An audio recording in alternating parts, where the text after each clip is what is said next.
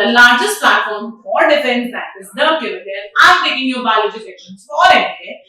If I'm talking about NDA में 25 marks का bio and chemistry आता है, तो बायो बहुत ज्यादा नहीं लेता, 7-8 मार्क्स का लेता है, पर क्योंकि हम बात कर रहे हैं कंपटीशन की, 1 मार्क्स भी इंपॉर्टेंट है। बहुत सारे बच्चे रह जाते हैं, एग्जाम्स नहीं क्लियर कर पाते बिकॉज ऑफ ओनली 1 मार्क्स। तो हम लोग फोकस करते हैं एवरी मार्क्स पर, किसी भी सब्जेक्ट को छोड़कर नहीं जाते कि भैया ये कम मार्क्स का है तो छोड़ दे। हम लोग हर एग्जाम पे फोकस करेंगे।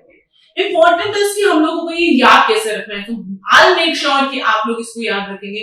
और कुछ ऐसे टॉपिक्स जो रिपीटेड आते हैं, जैसे ब्लड हो गया, हार्ट हो गया, डिजीज हो गया, डिजीज से मुझे पता है हर साल क्वेश्चन आएगा, विटामिन से मुझे पता है हर साल क्वेश्चन आएगा, तो आई मेक श्योर कि आप लोग इसे भूलेंगे नहीं। जब आप लोग दूध पिए तो ये याद ना है कि भैया इसमें दूध है, पर ये याद है जी इसमें विटामिन ए प्रेजेंट है।